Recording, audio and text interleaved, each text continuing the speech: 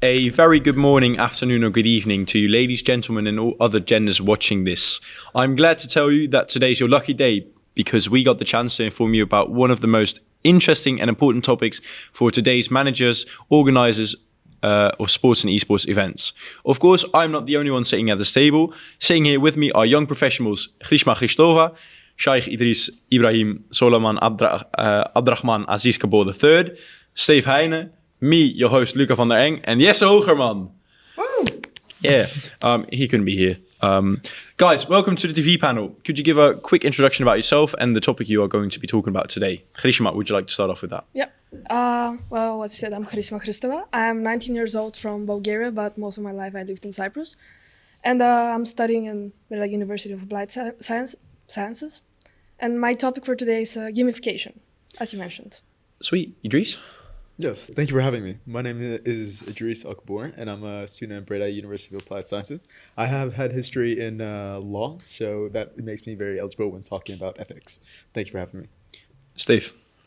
Yes, so I'm Steve Heijnen, 22 years old, originated from the Netherlands. Also a student here at BUAS, and I'm going to tell you today something about experience and what it can do for our sector. Sweet. And I'm Luca van der Eng. I will be your host for today. And my topic will be GDPR. Okay, thank you guys for the introduction. Let's start off the TV panel with our first topic, gamification. Yeah. Well, gamification is the application of game design elements and game principles in a non-game context. You can also use it on an everyday process. You can apply it in learning systems, in a job, or in this situation in a sporting environment. The point of gamification is to inspire users to engage with the content. It promotes more active interest of users so that they're more excited or more interested for learning or whatever else they're doing. It makes it more enticing for them to excel in, as I mentioned before, in whatever they're doing. There are also some game mechanics which are used to reward players for, there's not players, but people who are using gamification for their success after completing a certain activity. Some of them are points, levels, badges, challenges, or maybe leaderboards. For instance, let's take a game. When someone passes a level, they're rewarded with either a badge or on the screen it says like you're leveled up or now you're second on the leaderboard, and that's some kind of reward. And basically that's about gamification. Okay, thank you. Something completely opposite of gamification is ethics. Idris, could you tell us a bit more about ethics? Definitely. I do think before even discussing what the topic of ethics in terms of the relationship with the other topics, I do think it's important to understand what exactly it is. Ethics is pretty much the principles that one may have that affects a person's behavior, the activities they take part in, and their overall actions. But when looking at the sports industry, on the other hand, it's quite different because there are 4 key virtues: respect, integrity, responsibility, and fairness. And one of the misconceptions is that ethics only focuses on the athletes, when in terms it's actually all the stakeholders involved. That could include the organizers, the staff, the athletes especially, but also just all the other stakeholders that are involved. And I think it is extremely important to look at these stakeholders and make sure that the rules and guidelines that are in place are followed, just so the fairness and the overall ethics is followed. Thank you. Thank you. Steve, your topic is experience, and that goes almost hand in hand with gamification. Could you just quickly explain what is experience and how gamification maybe could help with fan experiences? Well, like you already mentioned yourself, fan experience is one of the most important things that I've been focusing on. But let's cut back first to experience itself. If you look up experience in the Cambridge Dictionary, it is described as a process of getting knowledge or skill from doing, seeing, or feeling things. and that is definitely said also in our own sector of sports and esports. And if you look at gamification in this way, I believe myself that gamification is very valuable for creating experiences. Of course, it is not critical. You don't need it. You can do it without. But if you offer gamification, that interaction that people desire, it's way easier to create an experience than without it. So, for example, if you look at the Pine and Gilmore experience model, let's say the educational part, it's really important when you have education that it's also a part that's interactive. So getting that education through usage of gamification makes experience last longer and is just way better for the people involved. I hope you don't mind me interjecting, but I would like to ask a question to Grishma. In terms of gamification in the sports industry, I can't imagine that, other than the actual sport itself, that there's any other form of gamification involved. Is that the case? In the sports industry? Yeah. Well, one example is with tennis. Mm-hmm. Nowadays, there's a problem with we have short attention spans with younger viewers. So they're not really interested in passively watching sports until the end. So tennis is one example. Let's say a 3-set match is around 90 minutes, and a 5-set is 2 hours, between 2 hours and 20 minutes. But there's a private competition which is called UTS Live, Mm-hmm. which stands for Ultimate Tennis Showdown. Okay. And it aims to create competitive forms by shortening and simplifying the game. So it makes it more dynamic with adding more rules to it. Even though tennis is a traditional sport, its duration and regulations have not developed yet enough for younger viewers. So their unique rules are including shorter rounds, a point system, and a card system that all the participants can use so that they can develop new strategies like within the game. And there's also an option where you can hear the coaches and the tennis players communicating, which will be really bad for them, because if they say something inappropriate that we shouldn't hear, that wouldn't be good for them. But also, this is one example which I believe younger fans, they'll be much more excited about watching a tennis match, and it will provide them with unique information and new methods to watch it. So I think this is a really great example how we can use gamification in the sports industry. I do definitely can understand that, especially with the young generation having such a short attention span. Yeah. I never thought about it like that. No, me neither. And like when talking about that, Grishma said that the athletes and the coaches could be heard by the audience. Do you think that in an ethic speaking way, do you think that is right to give the audience like the opportunity to listen to their conversations, or? Yeah, I do think that's a very interesting question. But it could be controversial. It could be, I could be slightly biased, but when looking at this topic, I do think we'd be looking at the fairness of it. I mean, if it'd be from both teams that you can hear both teams, then I do think that these managers and these players that are discussing this may be private information. And if they're aware that this information is being shared, then I don't see any issue with that. But in terms of maybe the upcoming World Cup in Qatar, I think we've all heard all the negative aspects of it. And I think it's in terms of low wages, in terms of the injuries involved, and even in some cases death. And I do think, on the other hand, the World Cup has brought people together so many times every 4 years. And now we've gone through such a huge issue that it's actually affecting the whole integrity of the sport. So I do think ethics is quite important in terms of any sport in the industry. Because first off, I was like aiming at the athletes and then maybe the coaches, but you are also saying that there are other stakeholders involved. Is that right? 100%, 100%. Yeah, it's a very common misconception. And when I just started looking at ethics a few years ago, I originally thought that it was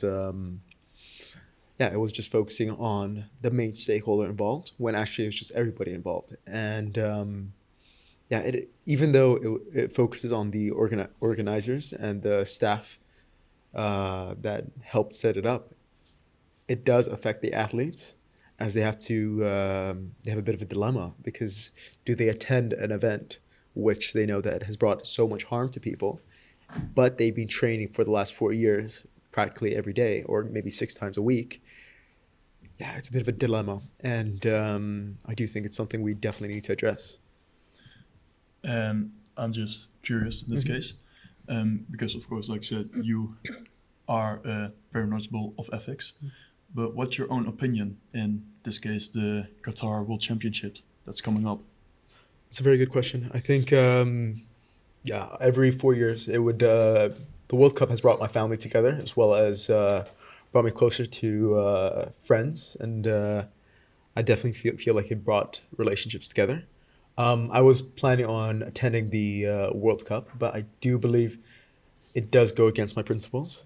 And even though it is something that has been a tradition in my family to attend or at least watch together, due to the regulations and all the aspects that were involved that took place, I do not see myself attending nor watching. But I do think that unless they maybe possibly change their venues or keep Qatar accountable for the issues that have arisen from it. So, yes.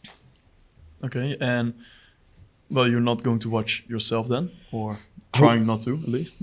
I definitely would like to. Yeah. Like to, but I don't see myself watching if they do not make these changes.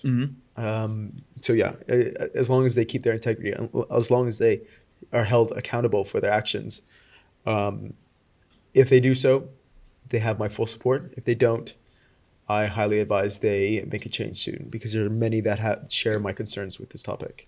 Yes, definitely. And what do you think of the teams themselves? Because if you're not going, that's your own choice. But what about a team that will represent your country? Do you still support them? Do you think they should go? Yeah, that's a very good question. I mean, in terms of this is something they've been training practically their whole life for, and say you miss the World Cup. This is 4 years of your life that you're not getting back, and maybe this is your prime. So it is a total huge dilemma. But then I don't think these athletes should be held accountable. I don't think they should have to make this decision to go against their own principles, and possibly just maybe even go to a different venue, or just do something that is not in the athlete's hands, that they have a say if they choose to. Because we've seen in many matches that people have taken a knee in the national anthem, or people just decide not to take part in terms of helping equality. And I do think that these steps can still be taken. I don't think they're necessary, but in terms of this venue, they are. What about you, Luca? Can you explain us a little bit about GDPR? Yeah, as I said at the beginning, my topic is GDPR, and that is a abbreviation of General Data Protection Regulations. This is implemented in 2018 in May, and this is basically done because in 1955 it was stated at the Convention of Human Rights that everyone has the right to respect for his private and family life, his home and his correspondence, and basically that was all right until like technology came in and the internet came in, where data was more recognizable and easier to collect. So the EU thought in 1995, all right, we need to change this because this is going to have very much impact on our daily life. And that is when they started to rewrite the privacy laws and regulations that they handled in 1955. But as the internet is changing today and maybe tomorrow it's a whole different story, that they did the same way in 2018. And that is where they drew the line, and the EU have rewritten the privacy regulations yet again to just ensure the protection of general data that is being collected and processed by companies and other third parties. I hope you don't mind me interjecting, but what kind of privacy are we talking about? Because I can't imagine anything being too harmful if, for example, it is leaked, or I can't imagine why anybody would actually even want to leak that information or hack into that information. Yeah, well, it says general data, so like the data that is being collected is just general information about a person. So you could, for example, it will be your first name, last name, email address, phone number, maybe even banking info when buying a ticket. And yeah, it's being collected, and there's an algorithm behind the scenes that you normally wouldn't see, but because companies could have your data, such as Google, they personalize ads for other companies to like make you click more on those ads. And that is basically the data that is being used. I do understand how that could be harmful, especially with the banking information. But in terms of the phone number, I can't understand how that would be negative if a person's phone number, for example, an athlete or just a normal individual watching these spectator sports, if that information is leaked. Well, definitely for like the average Joe Schmo, it wouldn't be that harmful because no one knows him or her. But definitely for athletes, a leaked phone number, just like a leaked phone number from a celebrity, is going to be really harmful for their social life because they probably need to instantly get a new phone number because they will be calls, they will be getting WhatsApp messages or normal messages, which is just really irritating, and your phone could blow up in seconds with all these messages, and it could come over as overwhelming to the athlete as well. So that could impact their performance in a game as well. Of course. And if their number is leaked, I can understand that, say that their new phone number is, that they changed their new phone number. What is to prevent a person that's hacking to get that new phone number? And I can understand, or from a business accidentally, not taking these precautions to keep the safety of the athletes or just overall individuals involved. I think the files are being heavily protected. It's always the question if it's a human error or someone actually hacked into a firewall or into a database. But it depends on the security, and it depends on how big a company is, because obviously a smaller company with a smaller database is less likely to be attacked for some data than, let's say, Facebook. Of course. Yeah. When moving on to the next question, I would like to know, in terms of gamification and experience, do you guys see that there's an interloop, or, for example, what we learned in finance, the Pearson's correlation coefficient, where we see a correlation between gamification and experience? Do you see a connection between the two, that one can help the other? Do you want to answer that as well? Yeah, of course it does. And I think they're like siblings, let's say. They're really close because, gamification has to do with fan experience, which means that with gamification, as I said earlier, it inspires users and it makes the in the sports industry, it makes the game more interesting for them so that they can interact more. So, the good fan experience, it's really important so that gamification walks in, let's say, and it helps more with it to be successful. Interesting. Yeah, definitely. Something else what also really goes well with experience, what you might not immediately think about, is also GDPR. Because if you think about what Luca just told us about GDPR, well, we all know the pre-exposure, the event itself, of course, and the post-exposure. If we're in the pre-exposure, well, what pre-exposure, for example, you buy your tickets. That's heavily influenced by GDPR, of course, because all those things you fill in those forms need to be protected. And besides that, even during the event, there's also examples of GDPR. For example, cm.com, where we have been, they told us about what they did for Formula One at Zandvoort Grand Prix, that they could have all people's data, see where they are on the map in the venue, and that's all sort of personal data, really really important data to people themselves. So it's good that they use it, but they got to protect it, and that's where GDPR comes in. And also in the post-exposure, so after the event has happened, even then GDPR is still applied because, well, we all know once you have left the venue or the next day after your home again, you almost all the time get a email from the organizer that asks you like, hey, how did you enjoy it? Would you like to film this form? And also that again, they send you an email on your personal email address. And that's also, again, GDPR that comes to mind. I do think you've brought up quite a few models and theories, for example, the pre-direct and post-exposure, as well as Pine and Gilmore. But are there any studies that help understand the actual effect an event has on a person, on the spectator, for example? Yes, definitely. It's kind of funny that you mentioned now, because last week I have held an interview together with one of the professors here at BUAS. His name is Wim Strijbos. He is a professor who works at the Experience Lab out in Frontier, and he's an expert in experience, but also how a human body gets a experience, basically. So with the mind, heart rate, you call it. He researched it. Really interesting. It was a really interesting interview, and one of the things he told me about was the peak and end rule. Not the same words, but.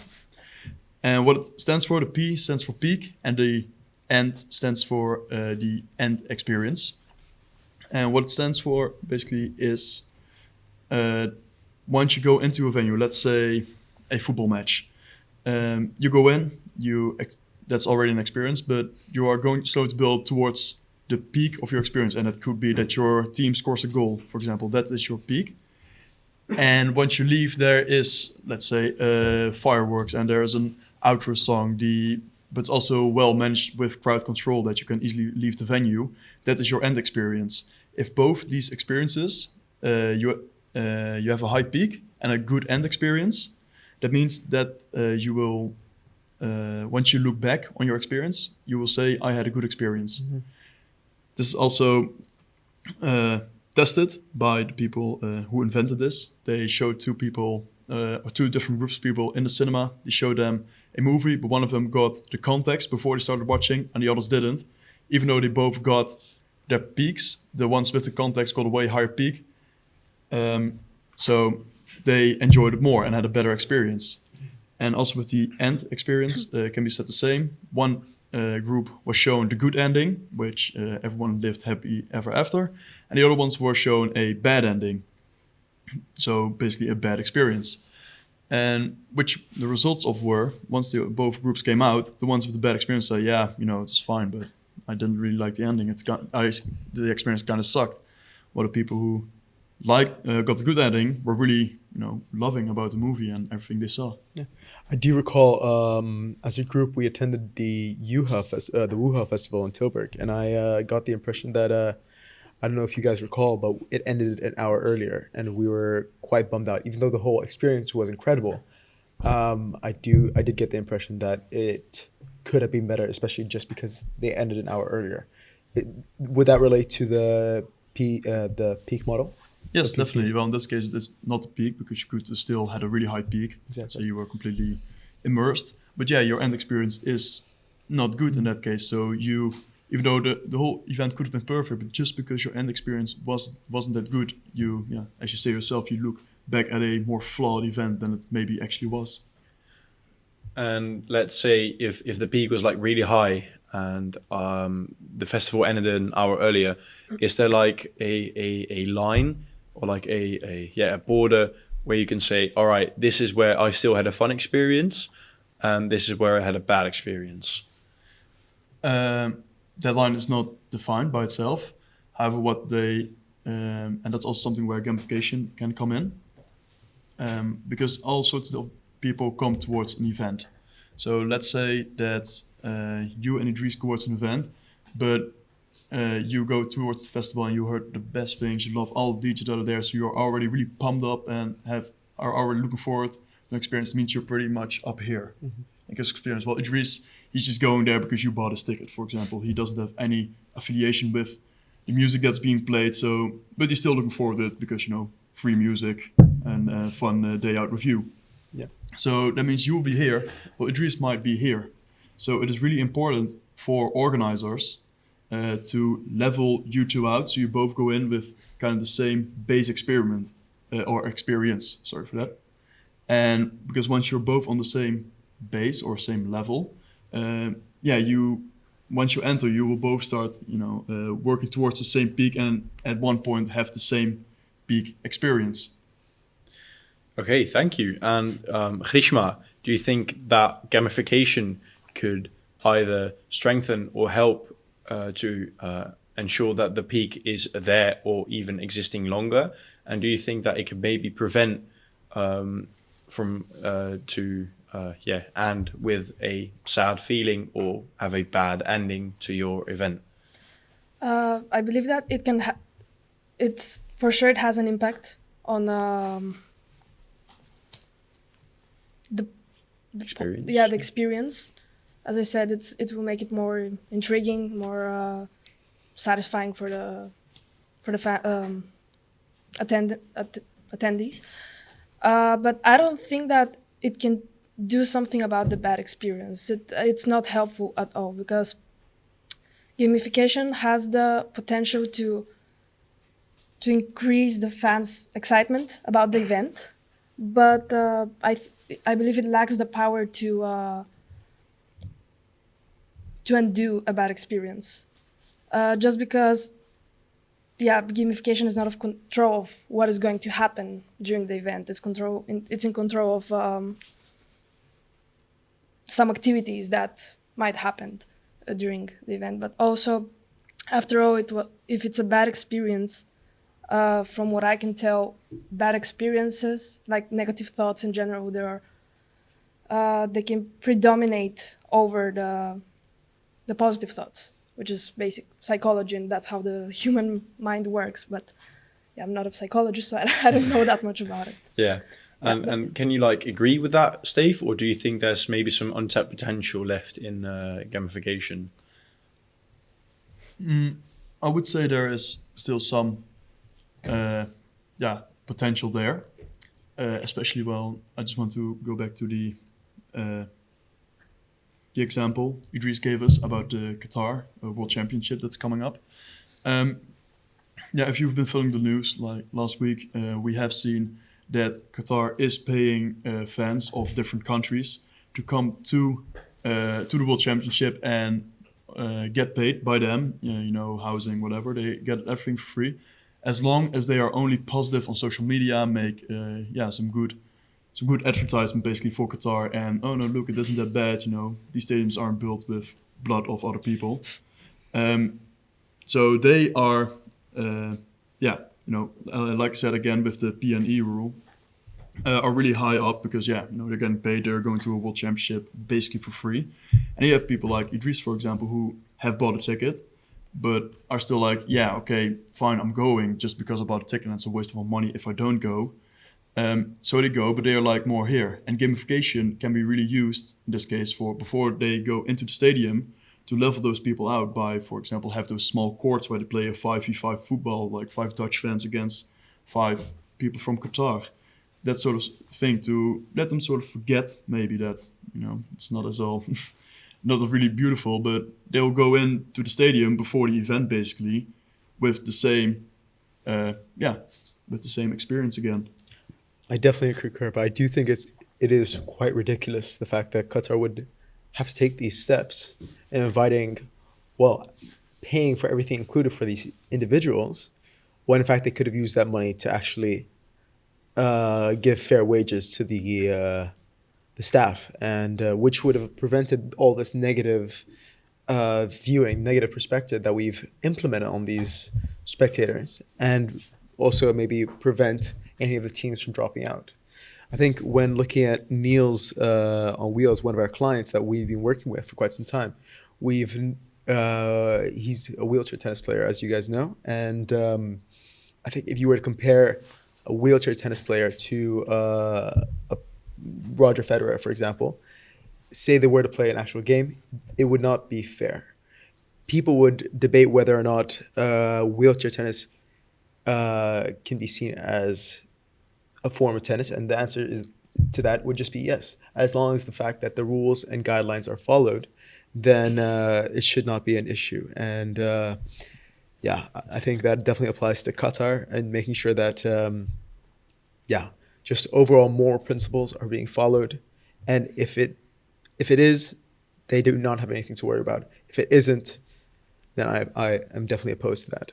So you are basically saying that ethics behind the sport, or like for the image of the sport, is way more important than fan experiences?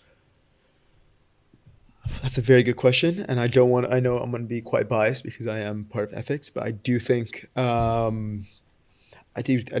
definitely don't see you can have one without the other. But if I had to choose between the two, I do think that ethics would be more important, as the health of the actual athletes and everybody involved, other than the spectators, are being followed. For example, I know that the sport cannot exist without fan experience. But I think even more importantly, the sport cannot exist, and nor will people be inclined to join the sport if the athletes are not present. Well, how do you react to that, Steve? That Idris is basically saying that he's throwing the fan experience out of the window because ethic manners are way more important in the sport than fan experience. Well, of course, in this case, I would say he definitely has a point, because we're looking at ethics in a country that has done some horrible things to their workers, of course. But at the same time, it is the experience is there to be enjoyed by the fans, and I do think by not offering that fan experience to people who are still coming towards the venue, towards the championship, and then I'm not talking about people who are getting paid to be there, but who actually want to go. You can't really blame them if they want to go, because it does sound nice when you say it out loud, but in the end, it is people's own choice if they want to come towards those kind of events. Definitely the ethics are not on point, but you can't just stop people who want to go, who choose to not. But would you concur that it is quite important to have an overlap between the two, both ethics and fan experience, or do you think it's just fan experience is needed? That's it? No, definitely no. I mean, everything what we are talking about right now is linked together. The one thing needs the other thing. Without that, it's just nothing, basically. But in a perfect world, ethics and experience will go hand in hand. But unfortunately, you do have instances like here with Qatar where these kind of things, one gets gets the more favor than the other one, unfortunately. And talking about which topic is like most necessary and most important in the organizing of an event, do you think that gamification could top those two, or do you think it's equally or maybe even less important than those? I don't think it can top the ethics for sure, but I believe it's on the same level as a fan experience, because gamification is crucial for an event since it relates to the fan experience. As I mentioned earlier, they're like siblings. And I believe that if it's properly implemented, then the fans would be more engaged and thrilled to attend the event or watch it online or however they want to watch it. Because they'll be interacting with the sport, and in the end of the day, they might also learn something new, which is also the point of the gamification. But after all, a successful event equals with happy fans. So happy fan, success of the event. And I don't think fan experience. I think fan experience definitely overlaps to the GDPR aspect. As if I were to know that important information of mine, for example, my bank details, my phone number, could be shared, even though I might have enjoyed the match or competition or whatever event that I joined, I think the fact that if I knew that information was shared, I do think my whole fan experience would decline as well. Yeah, no, definitely. I can certainly agree with that because it's all part of the pre-exposure you have. If the process is smooth and you can ensure that data is being processed and collected through GDPR regulations, you know that your data is in safe hands. Because in my opinion, GDPR is kind of transparent, although there are some privacy regulations or like terms of service that most people do not read through. They just state what the GDPR is. It basically ensures the protection of your data at an event, and also for the athletes as well, because there's a whole database of them as well. Because when, for instance, for football clubs, looking at PSG, they have Messi, they have Neymar, they have Mbappe, they have all kinds of footballers. They pay massive amounts of money, but No, definitely. If their information is leaked, then it'll be absolutely catastrophic. Yeah, definitely. But that's why GDPR is also really important, not only for the spectator, but also for athletes as well. Definitely. I concur. So, yeah, I think we can conclude it here with basically saying, in my opinion, that all four of our topics are fairly rated and as important. And I think we definitely can, for a successful event, unfortunately, we do not have Jesse here today, but I think all 5 of our topics is quite beneficial, quite vital to organize a successful event for the athletes, spectators, and the people involved. Yes, definitely. Thank you very much for listening to our TV panel today.